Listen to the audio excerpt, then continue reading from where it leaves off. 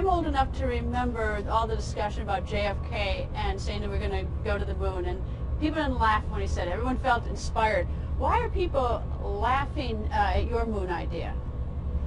Because the JFK thing was a big deal. That was a big narrative. You know, I'll tell you what. Okay. And it's the very reason I'm running.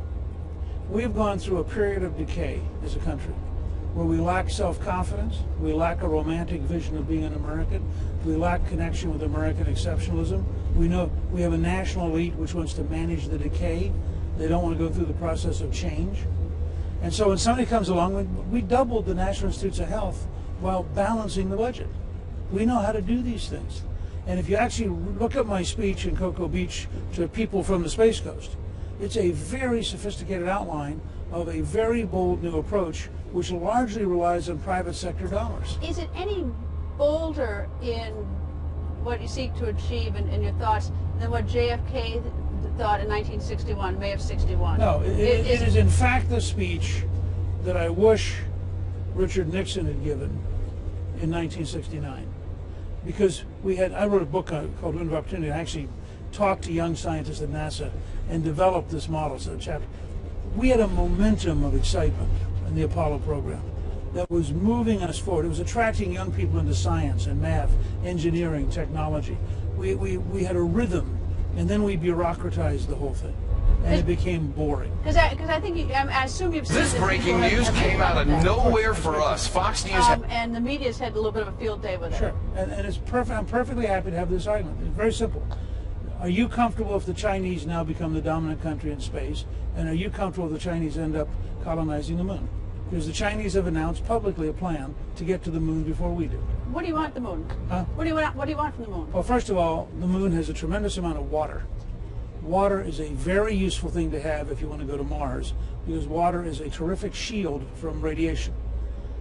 And so if you're serious about going out into the solar system, having the moon as a refueling place so you don't try to lift water off the Earth, but you stop off at the moon to pick up water is very important. The moon also has all sorts of minerals. But more importantly, there are times in the history of the human race when you have to have people with the courage to go into the future. And countries that have that courage, Elizabethan England, America at the turn of the 1900s, those countries create brand new futures for the whole human race. And countries that turn their back on the future and settle down to decay gracefully, those countries give up their heritage, and in the long run they give up their power and their capabilities. I confess when I first heard it, I thought, uh-oh, that's going to be, now Newt's done it with the colony on the moon. And then I thought back to the JFK speech, and I thought, I wonder if in 1961 everyone thought, that was ridiculous. Cliff and I did a movie called A City Upon a Hill, in which we have a segment of Kennedy's speech. Actually, we have the version he did at the Air Force Academy. And immediately afterwards, we have Buzz Aldrin, one of the great astronauts, who said, you have to realize, when Kennedy said in May of 61, we're going to go to the moon in this decade, no American had been in orbit. The only person who'd orbited was Yuri Gagarin, a Russian. One American had been in suborbital space. That's all. And here the president is saying, in less than 9 years, we're going to find the technology, we're going to build the organization, we're going to train the astronauts, we're going to learn how to do it, and we will be on the moon, July of 1969. That's pretty cool. And I'm for an America that unleashes its people to be pretty cool again. I have friends who are stingy, boring, and have no vision. I don't think that makes for a very good president. And I guess that your concept is that much would be like 10% would be a sort of federal partnership when you have it. I'd like to get between 80 and 90% of the money out of the private sector. But think about billionaires. I mean, one of the things I want to do is establish the President's Council on Exploration, which is exactly what the Royal Society was when it started in the 1700s. People would get together once a month, and I'd like to find enough millionaires and billionaires who say, I'd love to be part of space, and I'll kick in my share. And you get the rhythm of those kind of people moving and designing things. And first of all, you don't have 15 years of bureaucratic planning. You have about 3 weeks, and then they go build something, because that's how they behave. That's what entrepreneurs are like. If you look at what Elon Musk has done with the Falcon 9, amazingly less expensive.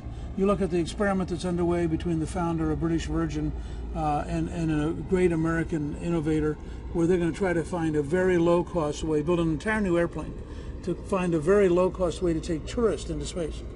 I mean, these are all guys out there just doing it. They're not waiting for the Congress. They're not hanging around waiting for 12 bureaucrats to say it's okay.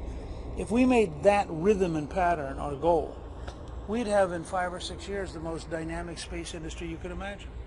Well, I guess that, I was thinking that how different the country seems. I mean, that we now sort of, chuckle at things that seem beyond reach. We have lost the sense of being an American. I'll never forget it. But we shouldn't be. But on the other hand, we shouldn't be unrealistic, impractical, and off the charts.